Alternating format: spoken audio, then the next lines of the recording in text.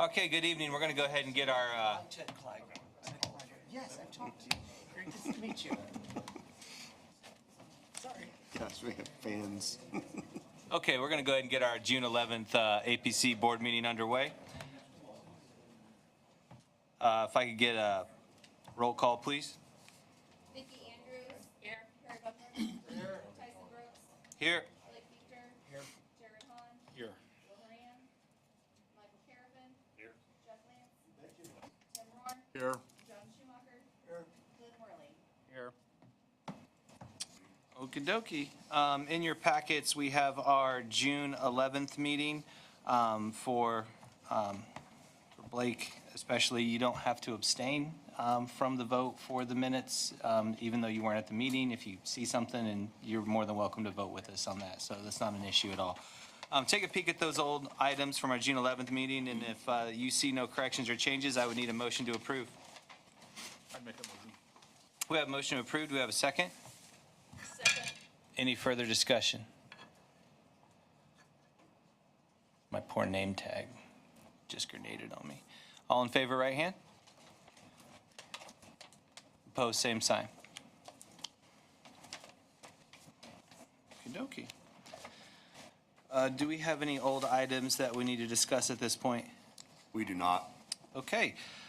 In your May 7th packet, we have several new items this evening. Our first item is A260609 Lancaster Township, the northwest quarter of 2227 North 12 East, RTT Investments LLC, requests approval for a rezoning of 9.745 acres to a mix of R3, which would be 8.627 acres, and B3, which would be 1.118 acres.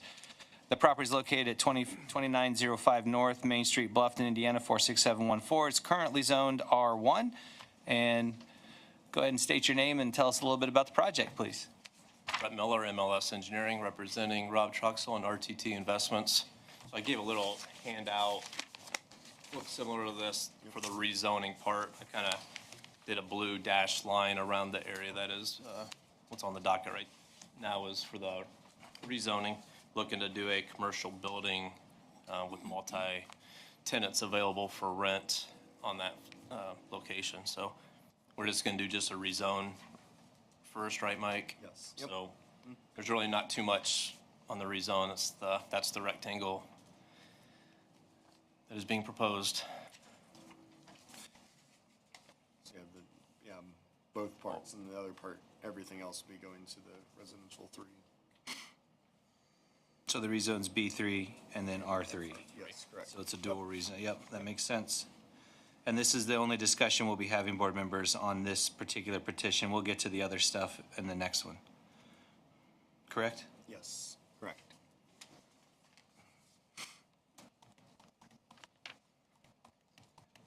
For that, I'm just curious, for that retail building, how many spaces are there for retail shops? I think there's up to 5 different units. Could be a single. Like a huge... Okay, thank you. 0 to Open for 5. more than 0. More than 0 sounds better than 0. Gotcha. So is that Yep, going sorry. to be parceled separately, or will it will still all be one large parcel? Same one owner. There is a picture. I made 2 of the architecturals. I don't know where they're floating around. It's on the second to last page. There's a nice picture of the second to last. It's a decent, nice picture. So, I noticed that the architectural drawings show that one of them appears to be a restaurant. Are you hoping to attract a restaurant? looking to fill 5 units. So Whoever they get. I just noticed there's outdoor seating in front of the. yeah, it's set up for, multiple options. So it's a spec, so no leases signed at this time. This is very cool.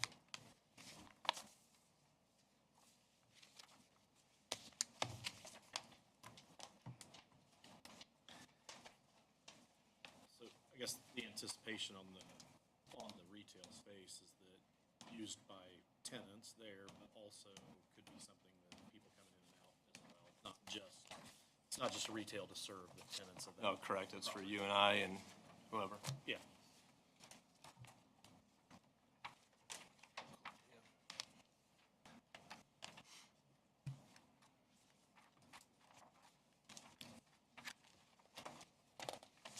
Mike, have we done a dual rezone like this before on a single property? Like, is this a normal? Yeah.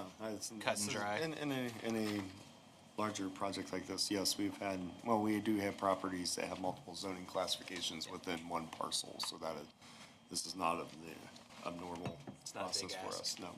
You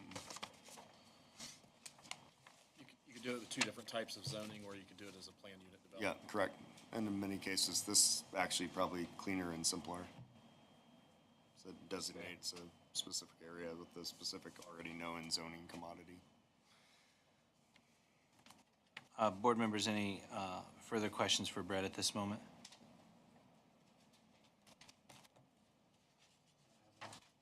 Thank you. I'll now open up public comment for A260609. Anybody from the public like to wish to speak on the rezoning only?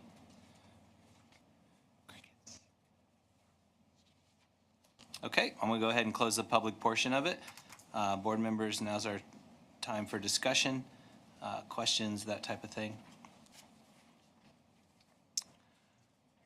Quick question, just curiosity. I'm looking at A200 here. I see the space for the 6 tenants. I'm just curious, out of the units, where is the row of 6 shops? Where is that in comparison to the street? It's front and center, just You look on the at this north page side here. of the driveway. Okay, wrong one. Yep. Right there. Yep. So this is that building? Yeah. Okay. That's one. Right there's the main entrance, you can kind of see. And if you look at this architectural drawing, you can see there's state road that. That's where it's listed now.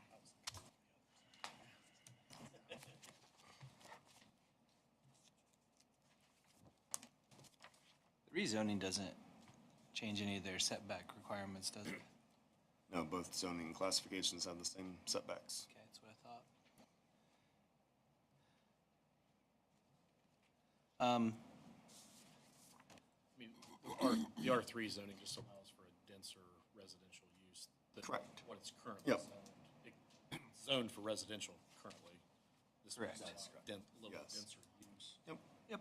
You have a park adjacent to it. Mm-hmm. You have a church adjacent to it. You have a school across the road. This wouldn't be hindering if Rob wanted to sell the commercial building 10 years down the road. This is just, Oh, yeah, for sure. right now it's planned to be one owner, but If anything, it just sets the legal description for that. Well planned out, I think, for sure. Board members, if there's no further discussion, I need a motion. And this would be for a recommendation to the Common Council of the City of Bluffton, as this is in the corporate limits of Bluffton. So it'd be a do pass, do not pass, or no recommendation to the common council. I'd make a motion to make a due pass. We have a motion, and a second for do pass recommendation. Sue, did you get those? Okay. Any further discussion before the vote? All in favor, right hand. Opposed, same sign. Might as well just stay up here. thanks. Yeah, you're welcome. Item number 2 is A260610, Lancaster Township, the northwest quarter of 2227 North 12 East. RRT Investments LLC requests approval for a proposed 7-building apartment complex, which is 192 units, 4,000 square foot clubhouse, 8,500 square foot commercial retail building. Property is located at the same address at 2905 North Main Street, Bluffton, Indiana 46714. It is potentially rezoned now, but it's currently zoned R1 with a rezoning request under petition A260609 for a mix of R3 and B3. Go ahead and tell us a little bit about this project, sir. Thank you. So it's that same sheet I was pointing to, Tyson kind of mentioned to it. There's 7 buildings. The clubhouse is in the center with the pool. And there's 3 different detached garages that are for rent. Each of those have 7 different garages that will be able to be rented. It's a total of 192 units with multiple 1-bedroom, 2-bedroom, and 3-bedroom options. So a bunch of different options for renters.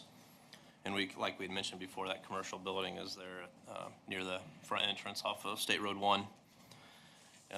This entrance is currently being approved through NDOT, so we're working with them directly on traffic studies and all of our designs, so that permit's being reviewed as we speak.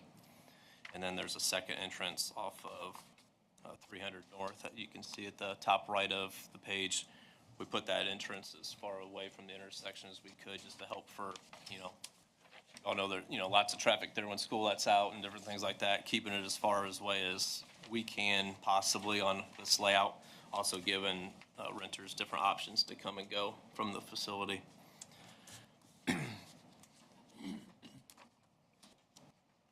Jared, go ahead. Nope, go.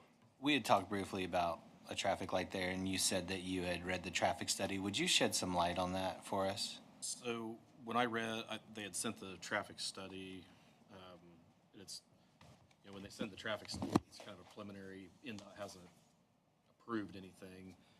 The gist that I got from the traffic study is that a light wasn't warranted. And I think, in fact, NDOT didn't want a light there. I won't say that it wasn't completely not warranted. There's like 2 or 3 different tests for a traffic light or a turn lane or any kind of traffic thing like that.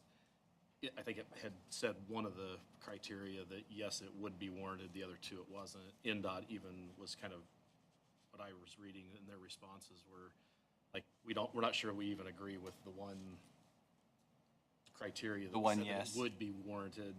Like, they were kind of arguing against that even. And, I mean, I think, there's been discussion in years past of trying to make traffic more efficient to go to Fort Wayne. Putting more stoplights in does not make that more efficient. So I think there's kind of a reluctance on NDOT's part to put traffic lights in on that road. Unless it is really, really warranted. Right.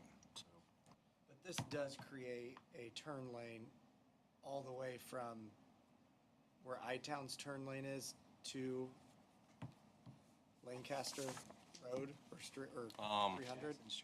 Jackson Street, yeah, sorry. Yeah. We hire a specific traffic engineer that's their specialty, and they work directly with NDOT. So we're kind of, You're in the middle of waiting on all the we kind of approvals. let them do their thing. That's their specialty. They talk the NDOT language more than we do, and then, Yeah. so, Jared, thanks for shedding some light on that for me. I appreciate it. we have internal sidewalks connecting all the buildings, clubhouse. We're doing a connection to the park next door. We've been having different conversations with Brandy with the park board, just because with interconnection to this, and then we're doing some drainage improvements on their property to help both facilities. And they actually had a park board meeting tonight at 5:30, and she sent me a text and said that they're good with our design as is, the park part. So that'll be good for everybody. Are your buildings taller than 35 feet? So it's They are. one something. They are 3-story tall buildings. I forgot to mention that. And they are, plus the plus the roof. roof. 32 feet to the roof line and then roof above that. Yeah, they're 31 feet to the eave and then the roof. So we need a modification for Yeah, that. so we would do that. Yeah. Handle that in that process. It's In this process listed as here? 51.3. In our process now, we would do that, Yes, you yeah. can do that. Yeah, so board members, be advised of that it would be, we would just, after our public comment and discussion, we would need a modification for that height total. Just so you're aware. How tall are Premier? About the same, very similar? Yep. Yeah, And also, we did a similar height modification for the Bluffton Senior Apartment. that's On right. Bestman. That's right, I remember that. That's right by the Y, correct? Yep. Yes. When you were I just thought, is there any, I guess the entrance and the exit lane that's off of Main Street? Did that traffic study, or is there any thought about left-hand turns out of that going south on one? Is the traffic flow busy enough to where that's an issue, or?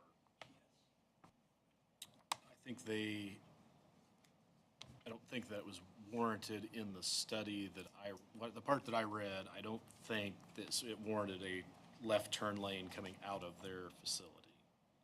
Not out of our facility, because they're gonna dictate only State Road 1, NDOT is. Not, yeah, not Jackson Street, because they don't have jurisdiction, NDOT doesn't. But the NDOT studies all the way from the intersection all the way down to Nightown. City Street. So on so it's- Jackson. It's taking all that into account.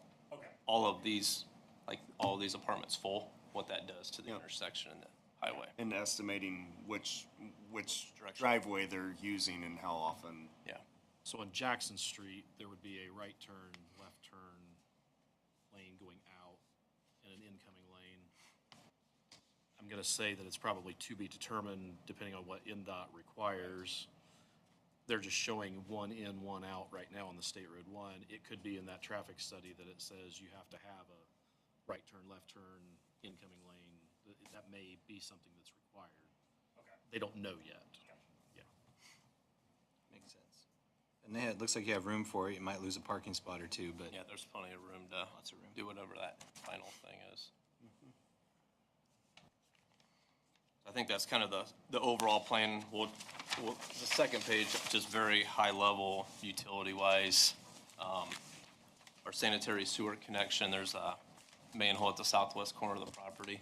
This property drops, you guys have driven by this, the property drops way off going north. Initially, we were trying to, okay, how can we get all of this property serviced with gravity sewer, and just, there was so much dirt that was gonna be moved, it wasn't economical. So we're putting in a lift station up at the northwest corner of that. It's building number 1. So kind of the north 3/4 of this building is gonna drain that way to a lift station and then pump it back into the public sewer at the southwest corner. There's water, Will that lift station be private? private. Private.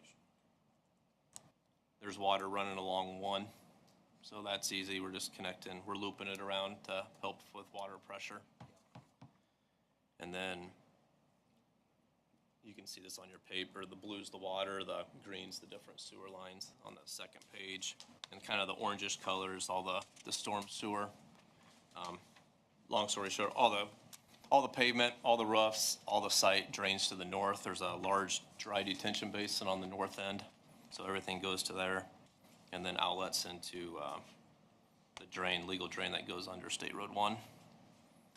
And we've been working with Jared's office very close over the last month or so to get calculations to him, so we're on the same page on those calculations, and I'll give Jared an opportunity to speak on that if he wishes. One thing to mention, on the east side, there's kind of an angling orange line that's on the park. So right now, the park's property kind of drains through this. So we're gonna catch it in a catch basin and pipe it into our pond. So we're gonna be doing some regrading. Those are all things that we discussed with the park board already. That's kind of what we were getting their approval to do work on their property. So, I think that's about all I have. Entertain any questions you may have. So if the detention pond is dry, it'll be maintained, it'll be mowed. Yep. We put try to do a 1% slope on the bottom to get, so the water drains off as best it can. At the northwest corner, it's hard to keep the very, very end completely dry and clean, but I noticed that it says there are no proposed signs for the project. Were you planning on having all the signs on the buildings themselves, or? that's a good question. That's question 23. All sign requirements shall be met as required by this zoning ordinance. You're talking about for whatever the name of the apartment, that's what that's. Yes, that's what I'm talking about. Yeah, I'm sure we're gonna want signs. You're gonna want a sign. We're gonna want signs. They can be handled externally from this development plan. They're not being proposed right now. Okay. So Thank you for they pointing that out. happen within the permitting process. Good catch, though.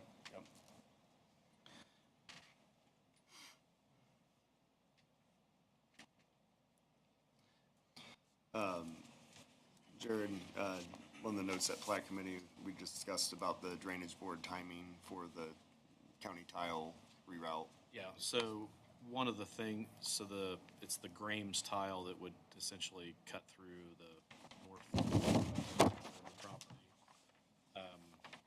Would run generally underneath part of their detention pond.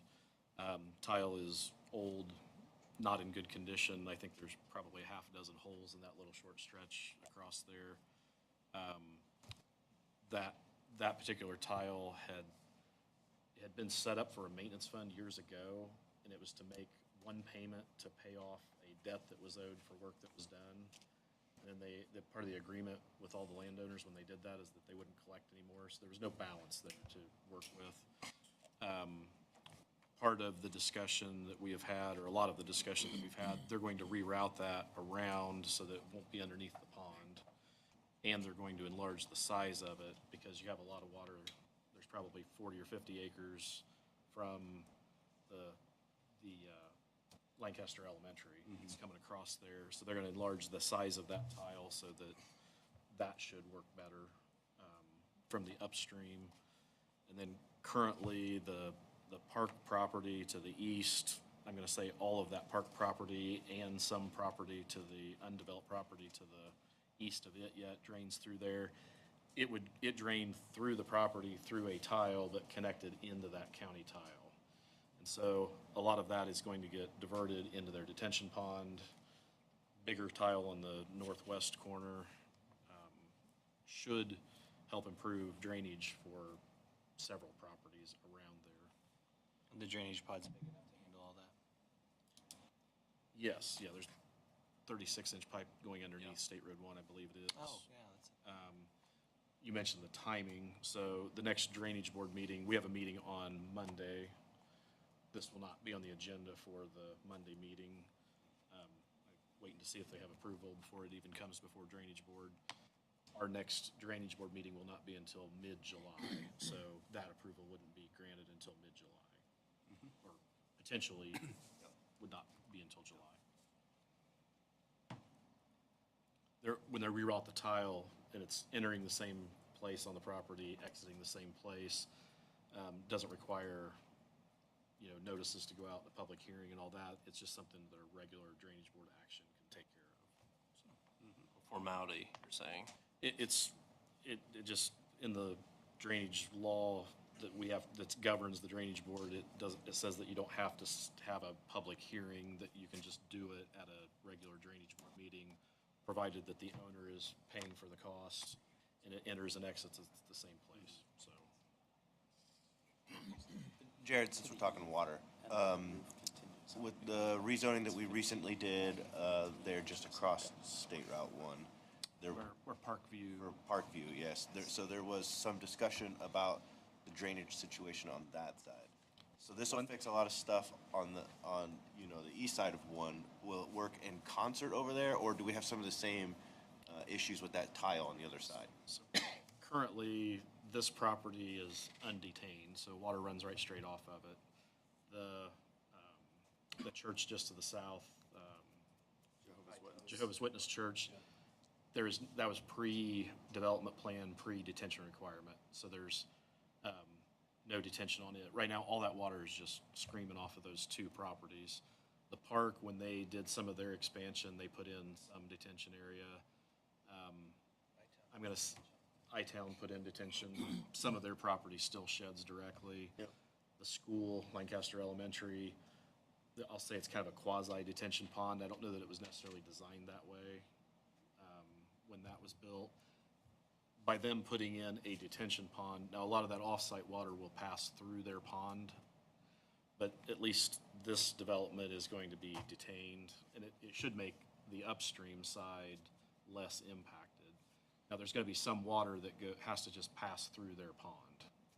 But So will it hit, do you know, on the west side of one, will it hit and go open from there again? After that 36 tower, or will be back into tile again? it goes, there's an open grass waterway until it gets back to 300 again. Then it's an open ditch from there on. It's not a county regulated drain. There is a subsurface tile under that grass waterway. So low flow goes through the tile. Whenever there's a high flow, it can spill over the top and then go down through that grass waterway. So the added hard surface and roof area is not going to damage anything on the west side of one? They're detaining and maintaining the amount of flow or at least not exceeding the amount of flow that we have today, so. Because of the retention. And if Parkview were to develop on the property that they bought, had rezoned, if they were to develop, they're going to have to do detention and everything, same thing. At some point, there may be improvements made to the waterway, or that may be an open ditch. It just depends on what develops out there. The more that gets developed, the better. Yeah, when it comes to yeah, that. correct. So it starts. Because of these, trying to restrict what we can. Was there talks about in the Parkview property of the entrance and exit on that property yet? No. I think when we had the discussion, it would line up with I-Town Church. Yes, there was a discussion about that, but beyond that, there's no. But there was no development plan Because for there's that. no. Right, yeah, there's nothing yet, but, so if that's the case, there would be two entrances onto one, this new, development, and then Parkview would be so there'd be, I don't know how much room there is, or how many feet there would be down through there. For About two 800. entrances. I think it's about 800 feet. It was a significant distance between I-Town and this entry. I want to say 800 feet. Yeah, I think it's something. It was in that traffic It was study. in I don't remember the number. TIS report, yeah.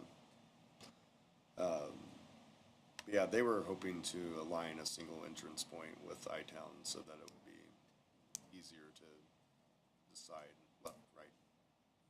That's when I-Town, their development, why they made kind of like a stub street and Yes. then an entrance off of it into their parking lot is so that if something developed across the road, you have more of an intersection. Yeah. I got a question on the development plan.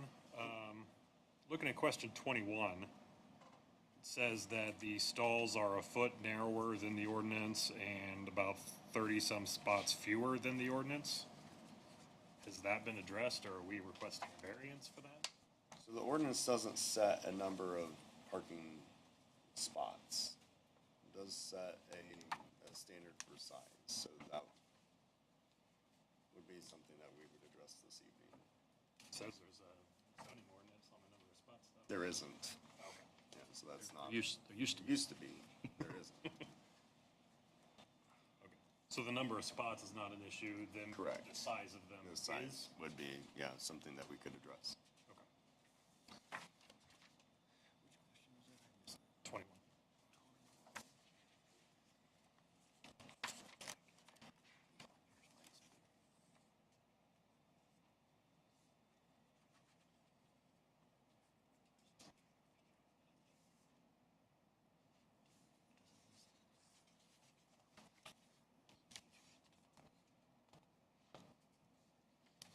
If that had to get, if those parking stalls had to get put back out to the 10 feet, how many spots does that eliminate, do you think? At least one in each section, so I mean, you're probably losing, my guess is 8. What we have drawn is, typically it's 180 square feet in most jurisdictions. 9 by 20 is what we have shown, 10 by 18, you choose. If you have, depending on you have depth or width, so we were trying to get as many as we could. It's kind of tight, so that's why we went with the 9 by 20. And the parking spot dimension is something that we've just had on our list of things to take a look at in the future too. Because 10 by 20 is a older standard. We have communities that have a 9 by 18 standard.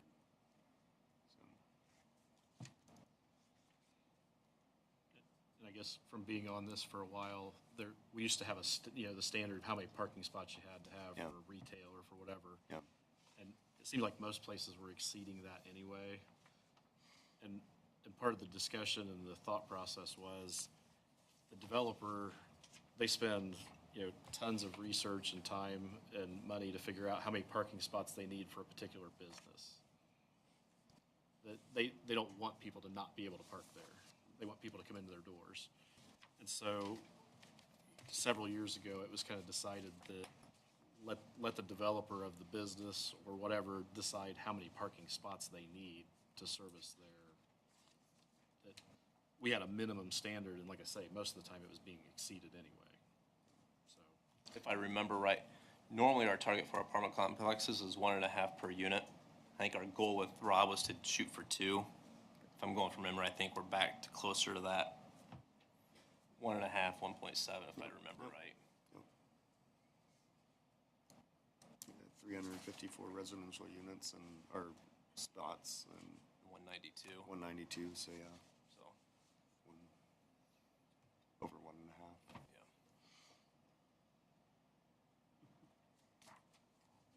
yeah. Yeah, 192 times 1.5 is 288. Yeah, so, I mean, They're at 382. Yeah, They're 106. yeah, which is, then that's the commercial side. there's probably companies that specialize in doing that research of how many parking spots you need. yeah, most of them is always, when we started at 1.5 is kind of the Yep. rule of thumb. You're there at 1.5 for sure.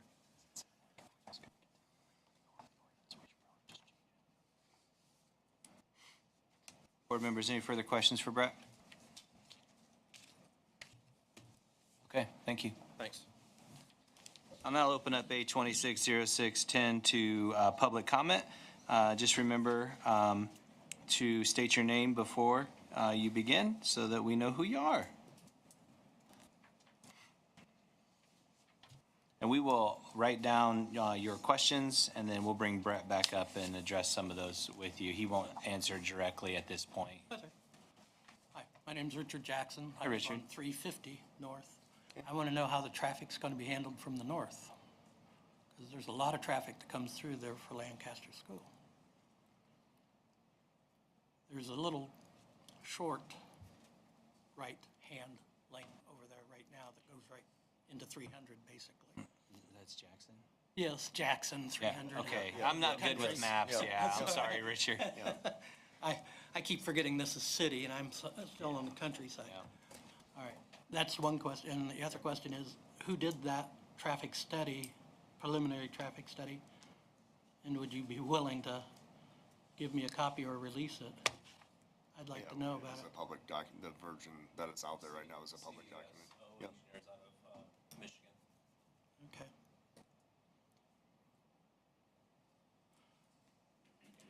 Those are my questions. Okay, thank you. you, Richard. Yep.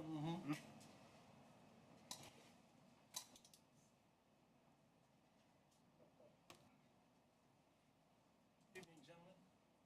Commissioner Blake Gerber, and Drainage Board member, but just wanted to touch base and about 7, 8 years ago, Nate Rumschlag, our engineer, myself, a couple other people, Toby Steffen, we did a study in regards to State Road 1 trails, spent $140-some thousand on that study to try to calculate where everything goes, and then we had COVID.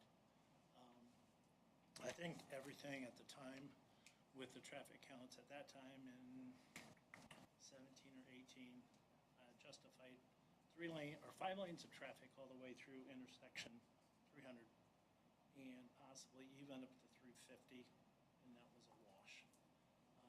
We had different people in NDOT, Mr. Armstrong, met many times being a partner up at Jason Keisner at their NDOT offices and try to figure out if and when. Well, we had COVID and our traffic counts went down, and basically what we ended up finding is a lot of our State Road 1 traffic gets diverted to 100 East, or it goes over to 450 East, and they just avoid avoid State Road 1 because you're driving 40 to 55 miles an hour all the way through, till you get to 469, so, or wherever your destination is. So it was hard for us to have NDOT play our side. Now, in regards to this traffic study, it was done on March 12th, one day, they did their traffic count. So you have 1 day's worth of traffic on all your counts. So I'm not saying it deserves longer or more expanded. I don't know what NDOT standards are in doing a traffic count. Yeah, there are 3 categories in regards to the traffic counts. That doesn't meet a standard. They say it doesn't, which it might not. The one that it does qualify is when school is in session and school is either in, departing or people are going to school. It does warrant that. So I'm only asking from the standpoint of what the county put out is that if it could be incorporated that the intersection, again, on the west side of the road, we're in the county. Nate Whitaker, our new engineer, is aware of the situation. If you've ever driven it, you're from the west and coming east, you're going like this up to the intersection, and if you're from the east, you're coming down, and then you come back up.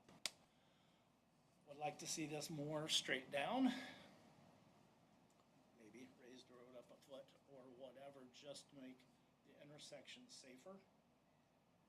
Make sure landscaping isn't on that southeast corner to buffet any traffic. But what I'm really asking for is, as long as the easement is there to end up with a 5-lane road, turn lane in the center, 2 lanes, and DXL passing blister, whatever it takes. Because if anybody's been on Dustman Road on a Sunday or any time else on a weekend and wants to go north out of Arby's on State Road 1, you gotta wait your turn. It's just backed up to the Presbyterian Church or farther and to get north. And again, I'm going back. We started 5, 6, 7 years ago, wanted to do this and try to be ahead of the curve, wanted to be proactive on it, and it never materialized. So I just want to put that in place so when the time comes, not if, but when, it'll be done properly. So if there's any questions, I'll try to get them, or if I don't have them with me tonight, so. Just I really think it warrants it. The intersection at least should be like Whole Greens right now. I think it could be incorporated into a 5-lane if that ever happens, because it's got a turn lane on. And if we can partner with the city, if they work on their side, we work on our side and make it all work together. Not saying it has to be done in conjunction. It would be great if we could, but I understand where funds are, where projects are. Just thinking out loud and thinking ahead, so, thank you. Thank you. I know personally, I would love to see a 5-lane continue north to, I was thinking 400 personally, just to keep traffic there because it does get congested. And I do know, I don't know, can't speak for the city, but I can speak for myself and a couple council members that have talked about there is a desire from the city standpoint. Obviously, it's NDOT. We don't have authority there, but to hopefully someday see that what we have through town just continue on to 350 or 400. So, I mean, I think planning for that eventually, which I talked to Mike, you said there is more room on the west side Yeah, of so, State Road 1? yeah, so one of the things interesting about this area is that there's, State Road 1 has very little right-of-way on the east side because there's a large section of it that is the old interurban trail or interurban rail line, which is now owned by an I&M. So NDOT actually owns that property. the piece in the middle now, The, occupied by, what used to be the interurban, yeah, it's kind of goofy. When the interurban shut down, that went to Indiana and Michigan Power. And then they retained easement over it. and gave the property to the, at the time, the Indiana Department of Highways. And so there's an ownership strip that is actually NDOT property along there. Not, yes. Yeah, But with that, the power lines are like the restricting source. So on this side of the road, you're not going to go further east with a road widening project. Because there's already outside of highway right-of-way easement, in order to move that pole line, that would be part of the cost of the road project, which would be prohibitively expensive. Yeah. So, yeah, But there's room on the west side? There, a widening project would definitely be pushing more to the west side of the road. now I know there is discussion of that pole line, some of it being, Lessened or whatever, yeah. but, and maybe they would move those back now while they're moving them, but. But today, they're on the backside of, roughly on the backside of their easement. But you guys do, as it looks here, already have what looks like another additional lane for turning. So, I mean, if a project ever expands to the west, you can take that into account as well. So that's, So, and I guess wait until all the public comments over, but from what I recall in that traffic study, there would be if you're going northbound, there would be a left turn lane at 300. There would be a through lane and a right turn lane is what's being proposed. Yep. going north. Going north. So you would essentially have a left turn, your center turn lane, we'll say, and then two lanes of traffic, one of them being a right turn lane. So that you would have half of your 5 lanes, three-fifths of your You're almost 5 there. lanes. It's the west side that you need to, To add some. that we And then need to add. If you were coming from the north and you were heading south, then There on is that also- side would there's be a also- left-hand turn lane. There is also proposed a left-hand Yeah. lane at the intersection. Yeah, Yes. so that would, South. yeah, that would be divert. So then that there'd could be possibly two be lefts long that enough. merge And then right two at continues, 300, okay. or Jackson, 300, both of them. That's Plus almost there's a like- roundabout. Plus, there's like there's already a passing blister on the 4-lane roundabout. Yeah, you're right, there is a passing blister there, so other side of, it's already pre-expanded. yeah. Could be expanded. I forget the dimensions that were in that study and what is being proposed. I forget the dimensions north of the intersection, but there was a left There was improvements shown. Cool. 600 feet, maybe 400. I don't remember. I don't want to say I don't remember the exact dimension. I hear roundabout one more time. Let's call 'em. Oh, my gosh. They gotta be really, really big and it won't. Just depends on if you want to go straight over it. I'm thinking like a We're digressing. So Blake, it looks potentially like, yes, there's room for, I mean, if you curb and gutter, I think what you have proposed could work, even if you made it 2 lanes, you can curb and gutter, like Main Street is from. yeah. Will it be curb and gutter? Okay. But again, I'm asking the county, city, partner to make something work at some point. To be determined, correct?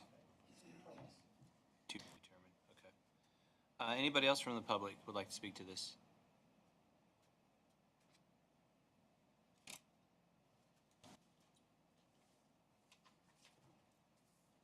Okay, I'll now go ahead and close the public comment section of this.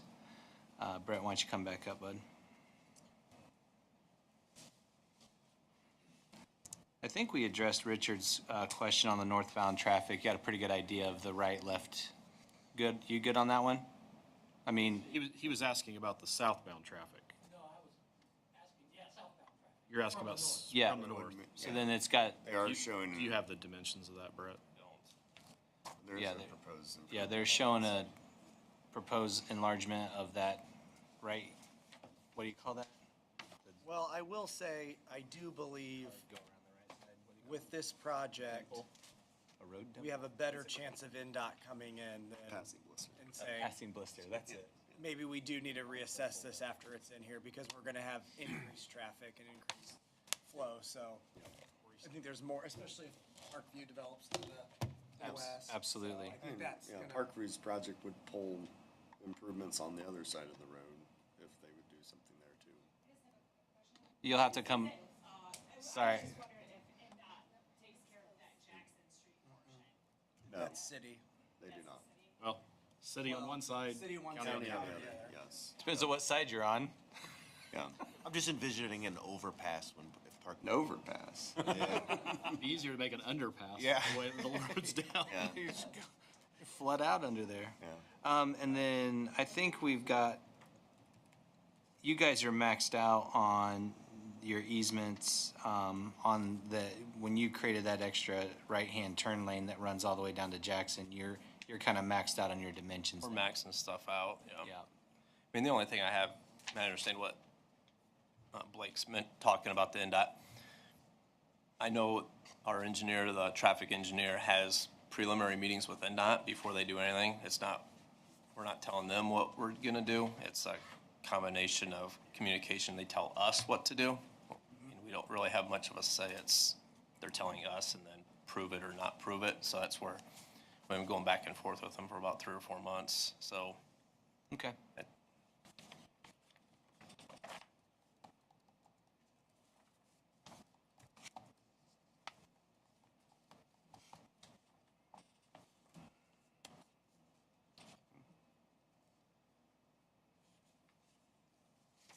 So I think we have So we don't. 3 items to consider, height, parking, spot dimension, and drainage board timing. and does the sign automatically you? The sign, signage is signage completely- does not have to be in this, no.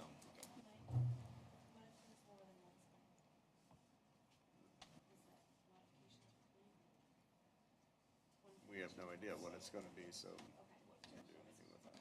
So it's a modification for 51 feet, approval for 9 by 20 parking, and what was the third item? The drainage board timing, because it's not approved yet. For the For the relocation. relocation of the tile and easement reduction, That would be based on approval.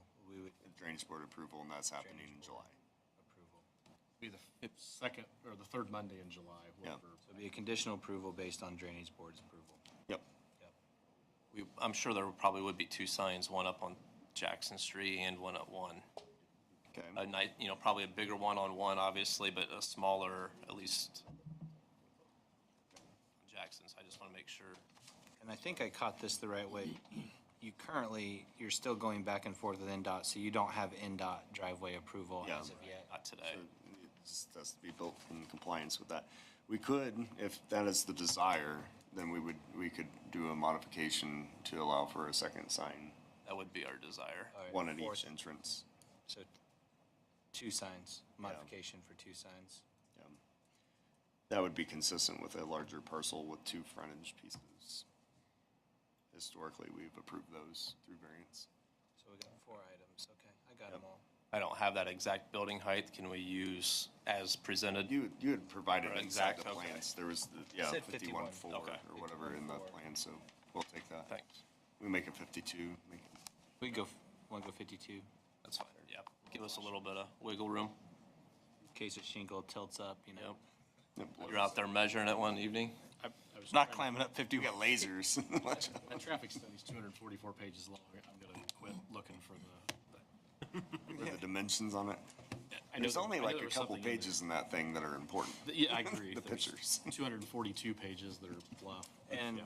one last question, Mike. This is all us, right? There's no do pass, do not pass Nope, this is us, recommendations. yep. This is all us. So, board members, we have 4 items. I'm sure you've been paying attention, but the 4 items that we need for this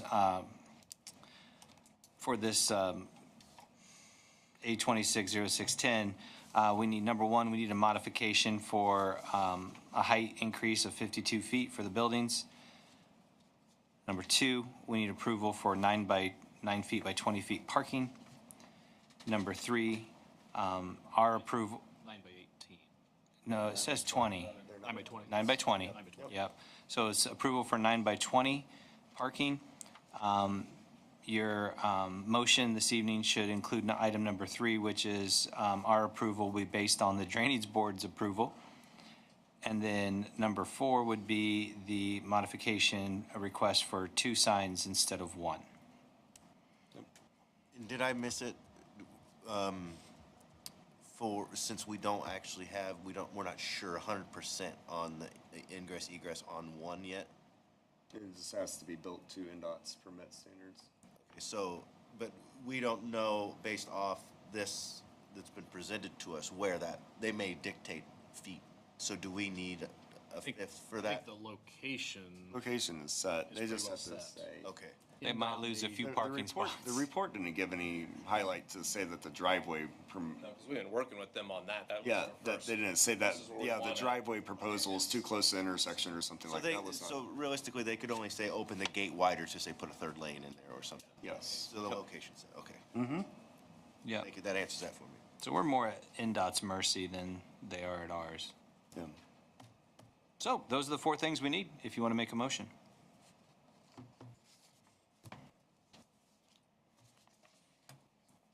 I would move to approve the plan as presented with the modification of the height of the building to up to 52 feet, with the 9 by 20 parking spots, pending Drainage Board approval of the relocation of the Graham's tile, the allowance for 2 signs, and pending NDOT approval of any traffic improvement or roadway improvements, driveway improvements that are needed per their design standards.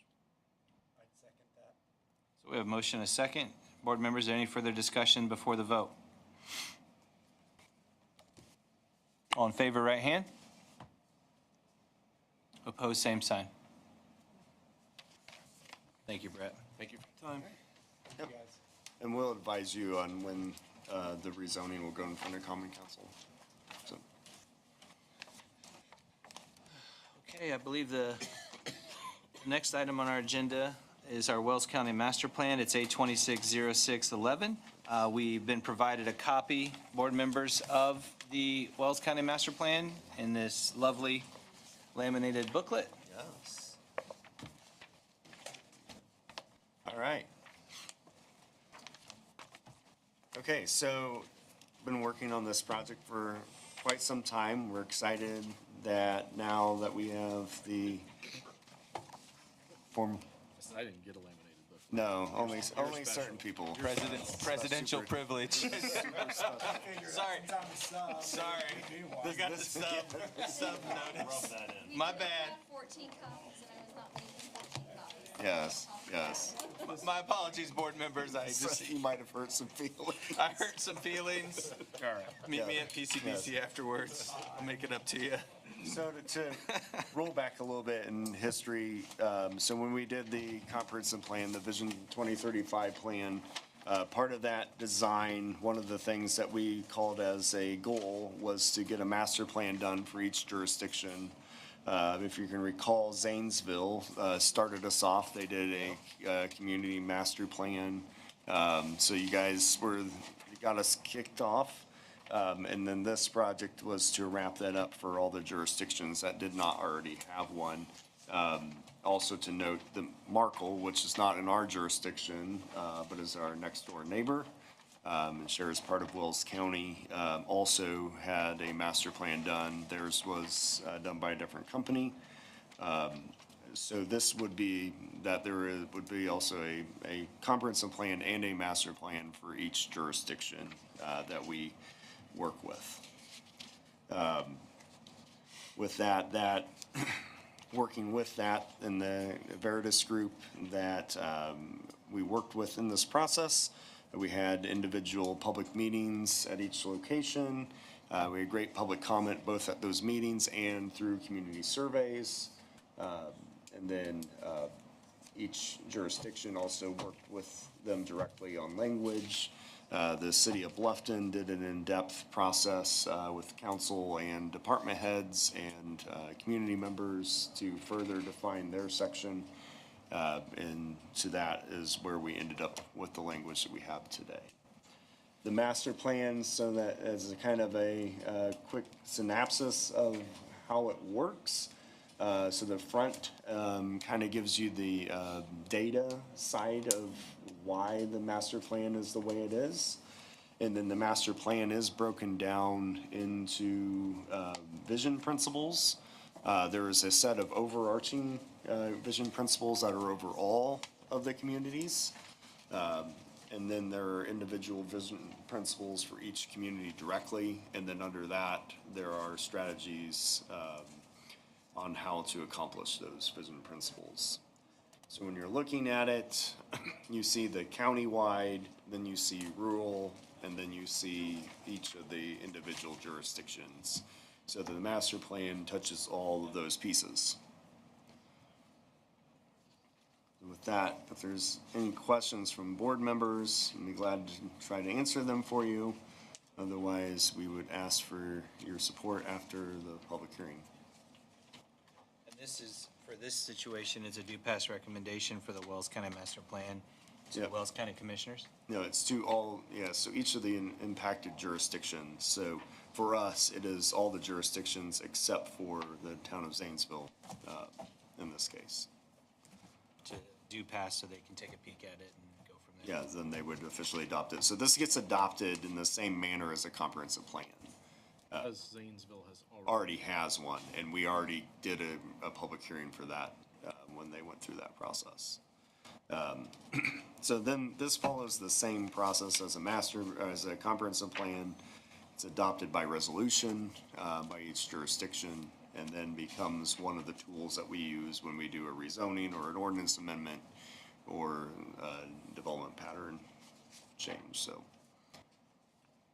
If this gets passed, does it go to the rest of the jurisdictions for strictly an up or down vote? Yes, correct. Yep. So the next step would then be each jurisdiction would then decide to adopt by resolution the language per the recommendation.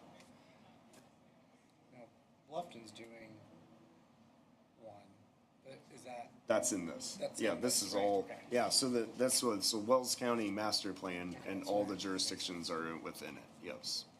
Yep.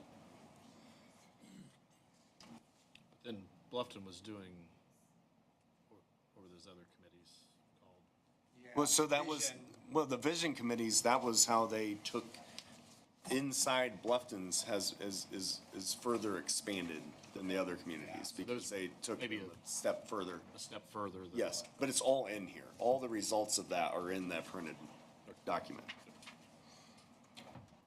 Which should have been memorized prior to the meeting. But yeah, when you get to Bluffton's, it looks a little different because there's a wider array of strategies and tactics. Though each section has the same.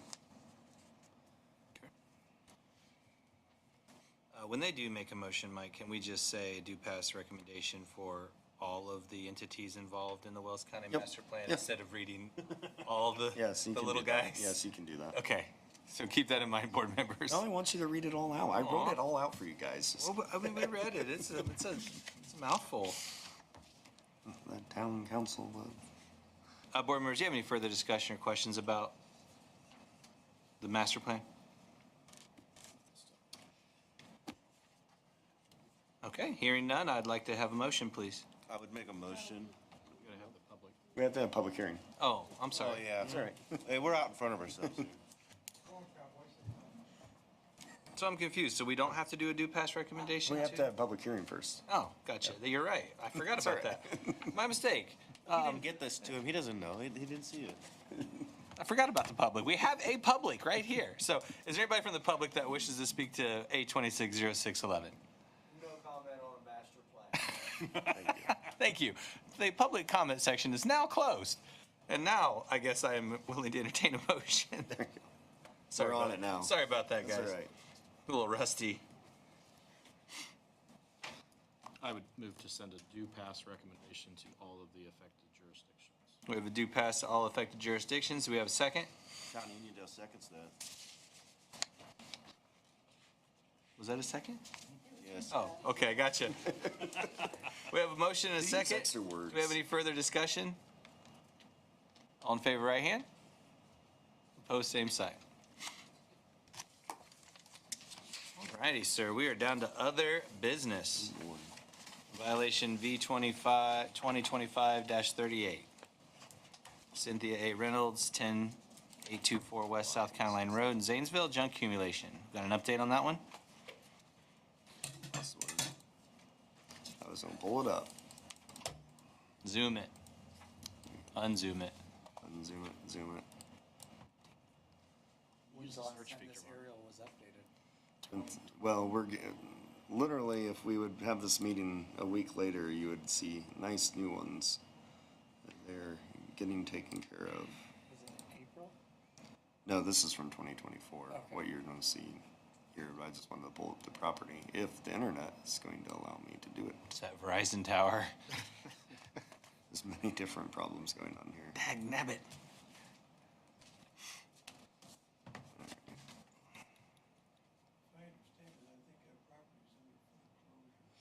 Yeah, so,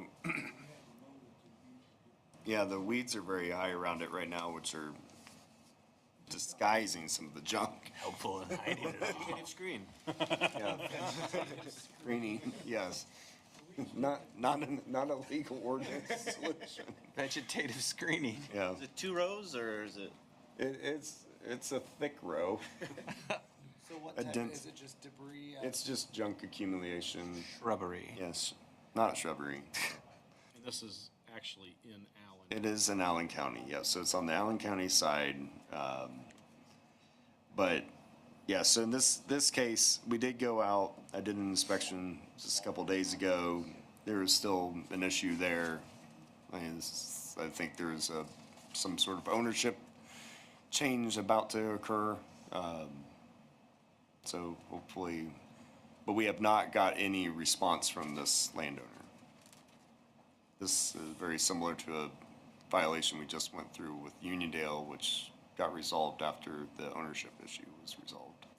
So is it in active foreclosure, you think? I think so. I know there's been a lot of, law enforcement people have been out there a number of times. And, I think the building, the shed is full of garbage. And I heard that the boat that's sitting there is full of garbage also. It was earlier this year, there was a lot of stuff stored in it. And there's a trailer with the wheels missing off of it. And a little flatbed trailer. So I have one question. Yes, Do we have agenda items for next month? do we? Negative. No, not right now, we don't. So we're not gonna meet again until August? Yeah. Potentially. Would that give you time to verify whether it is really in foreclosure We could attempt that, yes. and to send some form of official notice to whatever bank is Yeah, 'cause doing if those it's, proceedings? That way the Yeah. next person is put on notice. if it's Yeah. going into foreclosure, then, I mean, are you wanting to assess the fine? Is that what you're talking about? We can't really assess the fine. Yeah, we have to go to court and we'll be slow. But we need to get the violation in front of the right people and Could you do a at lien? but in Uniondale, we didn't get to court either. But it was, I don't know who you would have taken on that one. I mean, Correct, it yes. was revolving banks. I mean, so yeah, just from recent experience, if you can figure out which bank has it at the time, the bank knows that it's probably going to be their problem, and they will often send somebody to do a cleanup, especially if the people who own the home are not there. yeah, That's what So- I'm saying. It might, yeah. it would give you a couple months, or at least a month, Yeah, we could Solid. dig into Yeah, that and thank see. to at least put them on notice that there's a violation. And Yep. if they foreclose, they're gonna end up owning it. They need to deal with the violation. Yeah. They probably will deal with it. Well, the last I heard, it was still under their name, but it's in the process of. Well, that's fine. We just need to just figure out who's got a lien on it. We did, the town did all the weeds, and we filed a lien against the property. Okay. So you would have had to file that lien in Allen County? Yeah. So is that where we would have to go through the Allen County? We would have to look in Allen County records for mortgage or whatever. I guess any It court would give you proceedings. time to Yeah, go we, through that. yeah, I Get the can right notice. have and- Tim take a look at that and see what we can find. And I guess I'm gonna say, let's continue this until our next regular board meeting. Yep. I don't wanna have a special meeting just. And we don't need a special meeting for it. You don't want to be there, yeah. Yeah. Yes. I'm fine with that. I would make that motion. Okay. We have a motion to extend this violation to our next scheduled meeting, whenever that may be, and give the office time to dig into the lien. Do we have a second on that? I'll second. We have a motion, and a second. Any further discussion? For what it's worth, it's Carrington Mortgage Services. Okay. That's worth a lot. Thank you. This? Yeah. Thank you. Nice. You are on it. Good research, sir. Well, we got that. Do we need to bring this into in the special meeting next month now, Jared, or now that we have that information? No, we'll, We're gonna have to send a we'll work notice to, on that. yeah. Get that filthy language out of your mouth. All right. Time for voting. All in favor, right hand. Opposed, same sign. Okay. Okey dokey. Rest is you, I think, sir. All right. Okay, so comprehensive plan progress. So again, with your action today, we moved forward the master plan to its final adoption phase. We're excited about that. And continue the work on getting the goals and aspirations of the Vision 2035 comprehensive plan in place. Revitalization trails update. There's been continued effort and being made in downtown Ossian and Bluffton to get projects underway. There's a grant application in for development of the second phase of the Downtown Pathways project, which is actually the alleyway right outside of the building here by the Community Foundation. So we're waiting to hear from a couple grants that have been applied for that. Wells County Land Trust continue to acquire properties in downtown Bluffton for total as of today. So a lot of things going on. Unfortunately, we did get news on the State Road 124 trail grant that we applied for engineering and construction, and that did not get approved. So we're preparing for a new application when the new cycle opens up. On housing study updates, we did travel as a team to Kindleville, yep. That's how you say it. Good job. Yep. And we took a look at their housing not-for-profit that they have there that is working on revitalizing a neighborhood on the north side of their downtown. So we met with them, took a look at what they were doing there, and taking a thought whether or not something like that could happen in Wells County.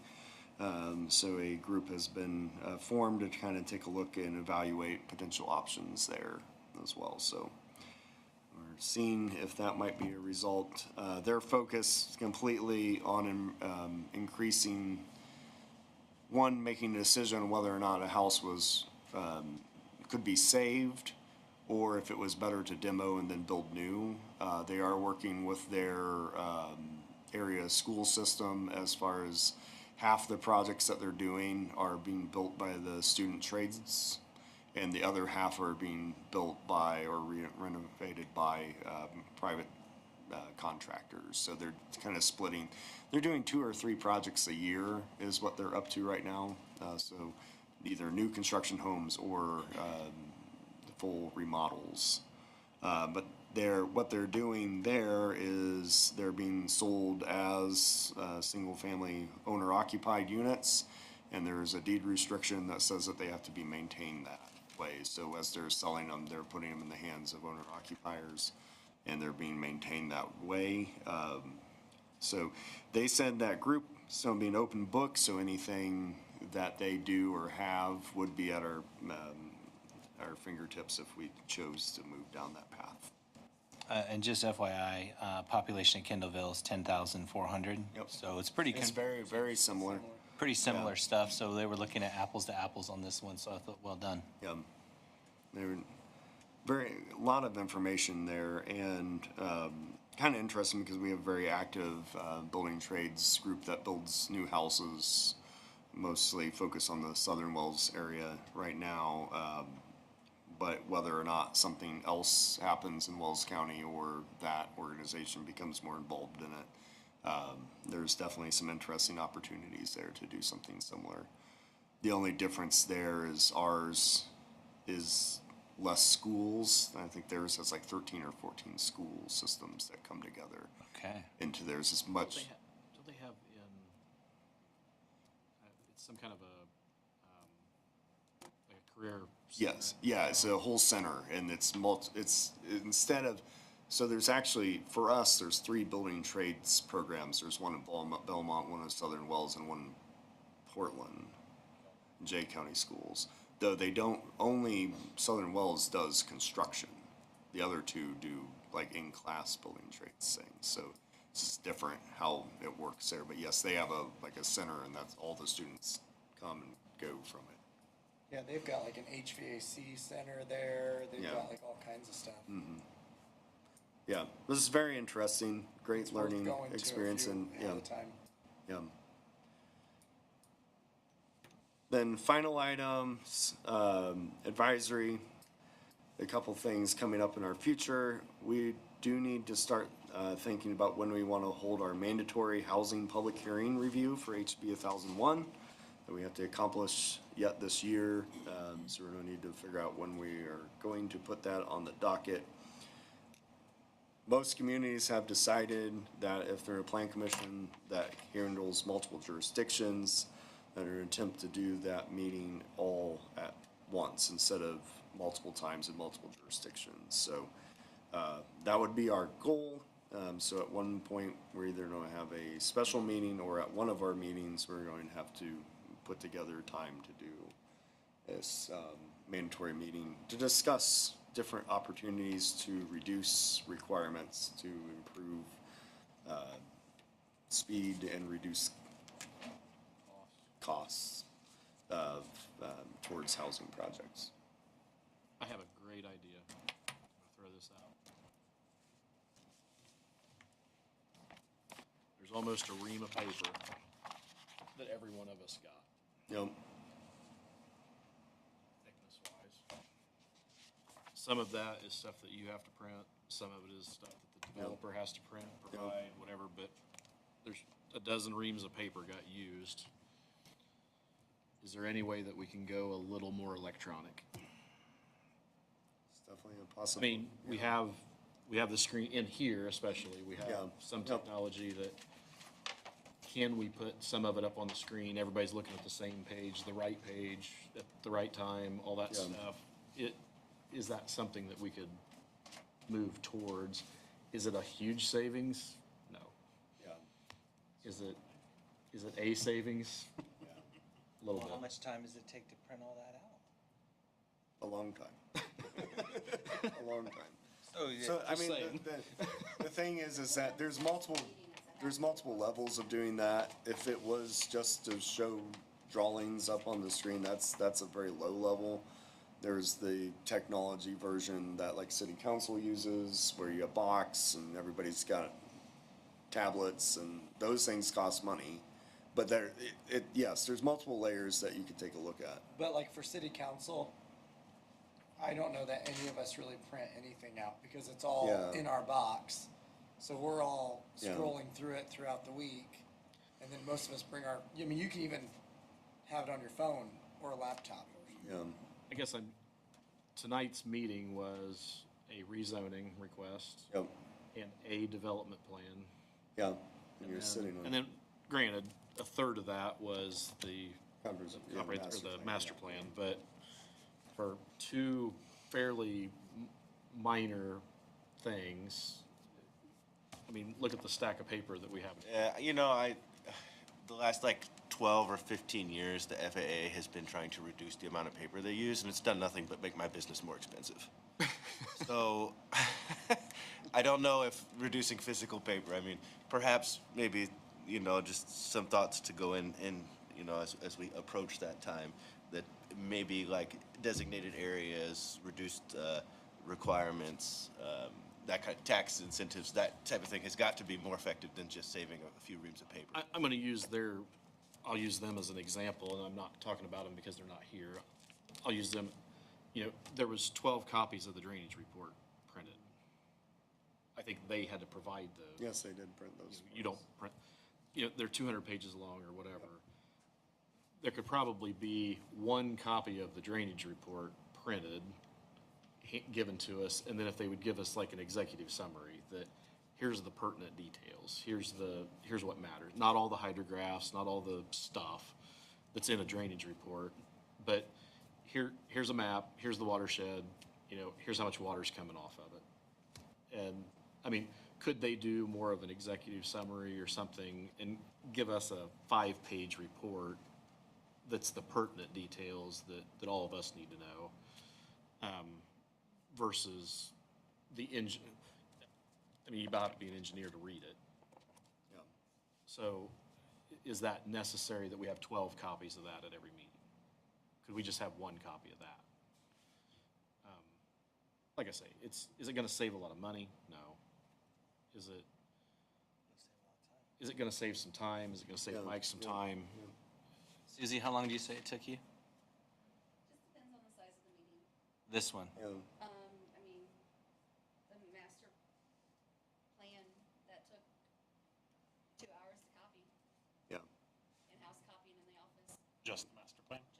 just the master plan. Brother. How much of the cost of that do you think makes it into the fee structure that ultimately goes towards a home buyer or builder?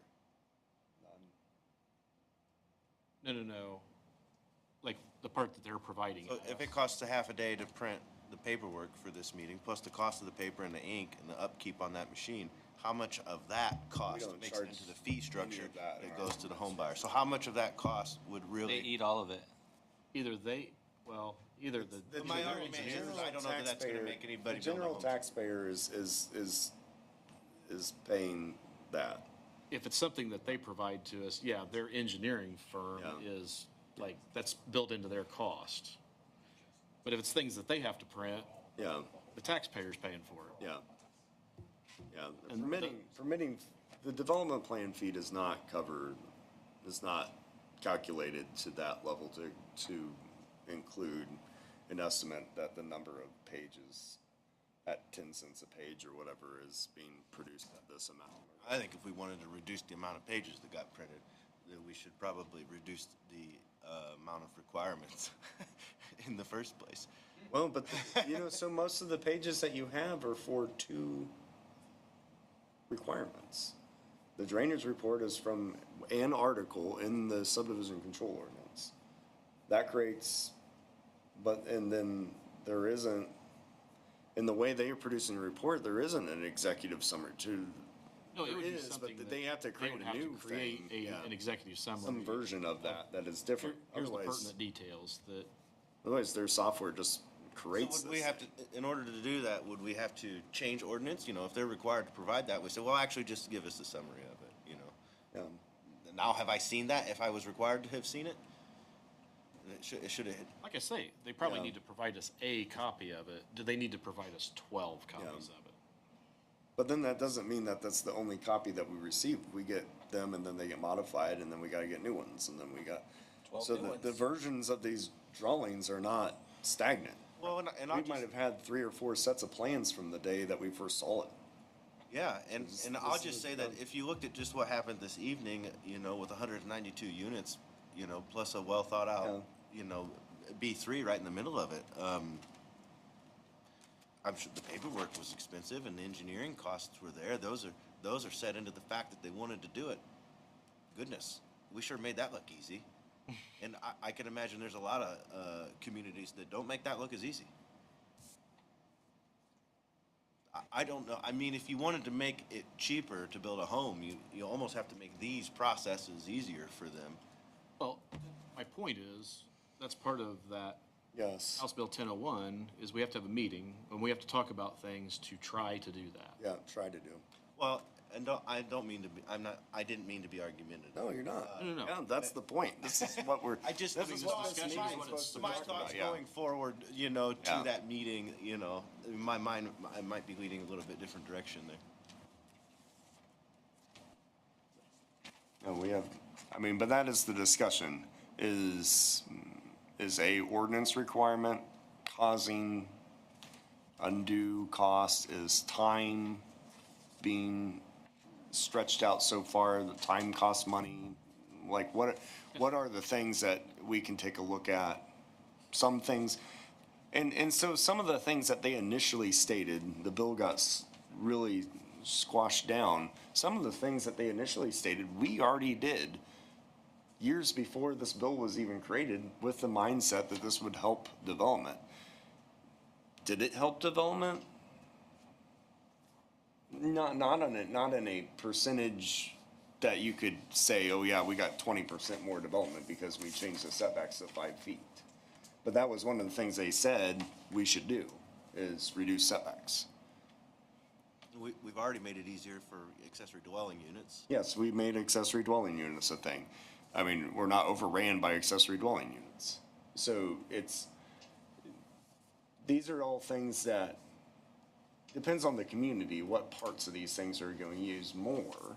And there's certain parts of town where they are more So talking impactful. about tonight and tonight's thing, there are some communities that you would come in with that rezoning request, they wouldn't even let you file your development plan. Yes, right. You'd have to file your rezoning request, wait till that all went through its process and it was approved and the appeal time was up, then you could file your development plan. We let them do both of them the same night. Yeah, Now, Two rezonings, different, the whole 9 yards. now, Yeah. if that rezoning is not approved at the Bluffton City Council, the development plan, that's a moot point. yeah. It's like at risk. But we allow them to do them like parallel with each other and at the same time. There are communities that will not. Yes, correct. So we've already done some things here, I think, to Yep. make things more efficient and easier and simpler and, are there more things we could do? Probably.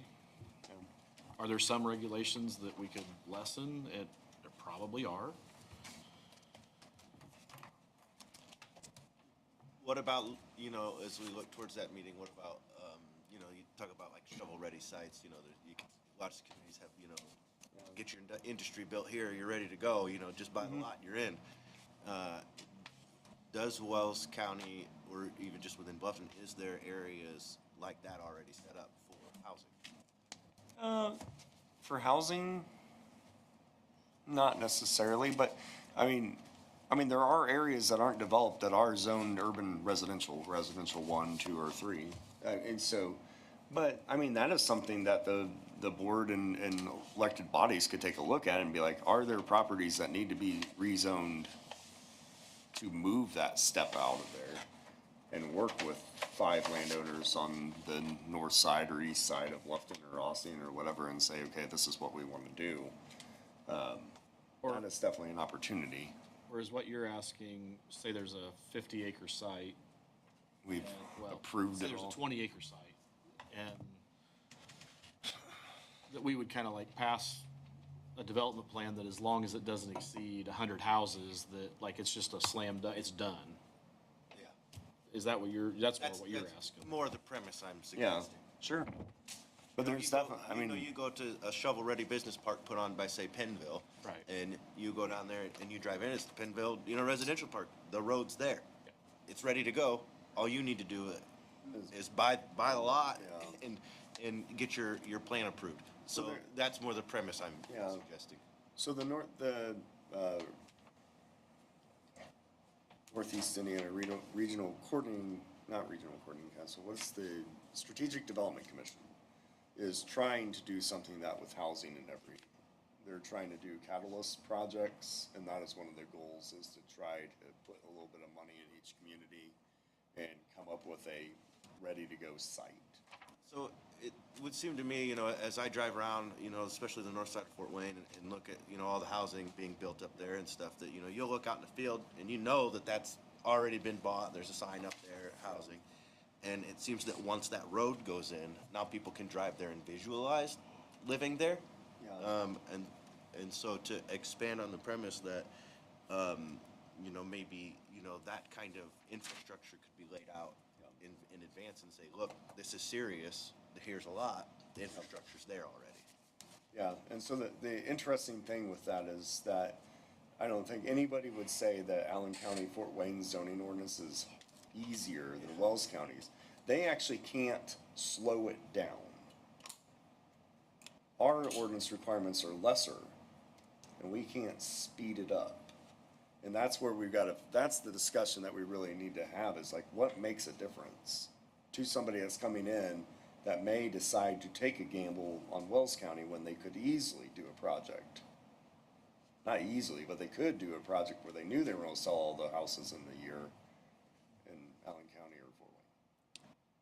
Well, I'm always sure that spring has arrived when the leaves turn green, and things like we just, should, that apartment complex go in, should a Parkview go in, those are all green leaves. They are. And, I think those kinds of things, speak that our community is willing, to grow and see that growth.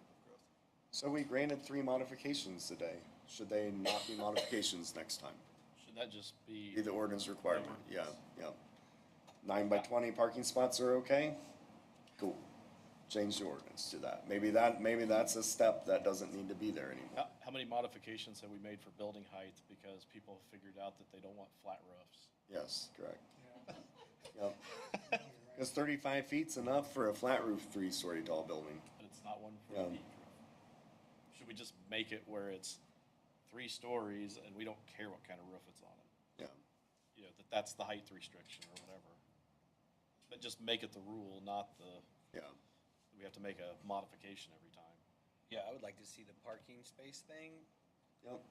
qualify per the developer. Like, what can they, like what you said, they put the research into it.